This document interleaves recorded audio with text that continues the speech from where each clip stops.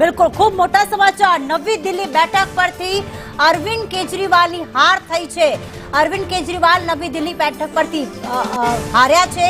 પ્રવેશ વર્મા કે જે એક ઉભરતો ચહેરો, એક યુવા ચહેરો ભારતીય જનતા પાર્ટી તરફથી ઉભા હતા। બીજી તરફ કોંગ્રેસ તરફથી સંદીપ દીક્ષિત હતા, જે પૂર્વ મુખ્યમંત્રી શીલા દીક્ષિતના પુત્ર છે, તેમની પણ હાર થઈ। અને ભારતીય જનતા પાર્ટીના પ્રવેશ વર્માએ મુખ્યમંત્રી, જે પૂર્વ મુખ્યમંત્રી કહી શકાય, પરંતુ જે ધુરા સંભાળી હતી દિલ્હીની 2015માં જીત્યા, 2020માં પણ જીત્યા અરવિંદ કેજરીવાલને હારનો સામનો કરવો પડી રહ્યો છે। એક યુવા નેતા પ્રવેશ વર્માને લોકોએ તેમના પર વિશ્વાસ મૂક્યો છે કે હવે આ યુવા ભલું કરશે, કારણ કે 2015માં જે રીતે મતદારોએ અરવિંદ કેજરીવાલ પર વિશ્વાસ મૂક્યો હતો, જે અમારા આઉટપુટ હેડ મનીષે જે જણાવ્યું કે યુવા વર્ગ છે, ગરીબ વર્ગ છે, મુસ્લિમ વર્ગ છે, તમામમાં આશા જગાવી હતી કે કદાચ ભ્રષ્ટાચારની વિરુદ્ધની જે વાતો કરતો યુવા છે, યુવા ચહેરાને તક આપવી જોઈએ।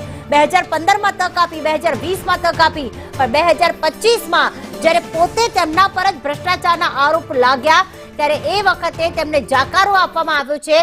અને નવી દિલ્હી બેઠક પરથી પહેલા જંગપુરાથી મનીષ સિસોદિયા હાર્યા અને હવે નવી દિલ્હી બેઠક પરથી અરવિંદ કેજરીવાલની હાર થઈ છે।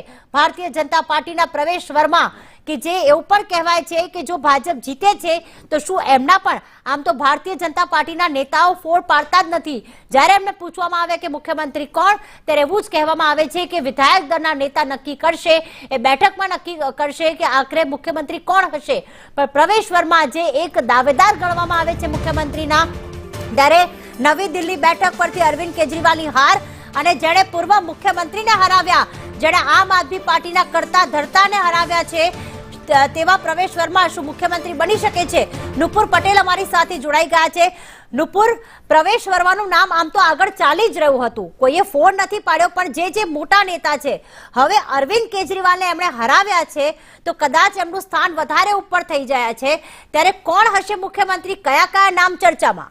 એટલે દિલ્હી માટે हम तो जुओ तो बीजेपी માટે પ્રીતિ એક કહેવત બહુ જબરજસ્ત છે કે જો ચર્ચે में होते हैं वो पर्चे में नहीं होते।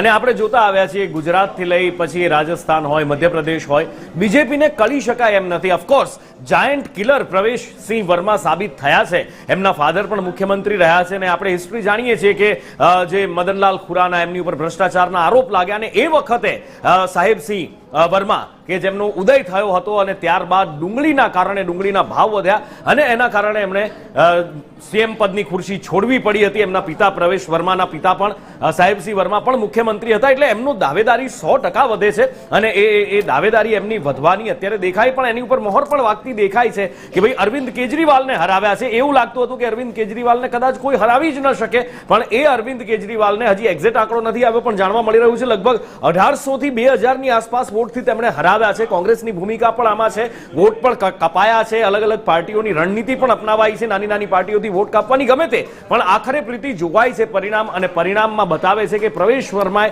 2000 કરતા વધારે વોટથી હરાવ્યા છે। આની સાથે સાથે જે નામ ચર્ચામાં છે, એ નામ ચર્ચામાં છે એમાં એક ભારતીય જનતા પાર્ટીના પ્રદેશ પ્રમુખ પણ હોઈ શકે છે, વિરેન્દ્ર સચદેવા। એની સાથે સાથે મનોજ તિવારીનું પણ નામ ચાલી રહ્યું છે, અને પ્રીતિ ભારતીય જનતા પાર્ટી ચોંકાવવામાં માહિર છે, એટલે કદાચ બની શકે કે લાંબા સમયગાળા માટે એક એસેટ દિલ્હીમાં ઊભી થાય, જે રીતે કોંગ્રેસના શીલા દીક્ષિત હતા એ રીતે જ બાંસુરી સ્વરાજ પણ હોઈ શકે, અથવા મીનાક્ષી લેખી, અથવા તો પછી સ્મૃતિ ઈરાનીને પણ અહીંયા મુખ્યમંત્રીનું પદ સોંપાય એવી ચર્ચાઓ જોવાઈ રહી છે, શક્યતાઓ અને સમીકરણ દેખાય છે, પણ ભારતીય જનતા પાર્ટી છે, કયાસ લગાવી શકાય છે, કોઈ તમે તારણ ચોક્કસ ના આપી શકો કે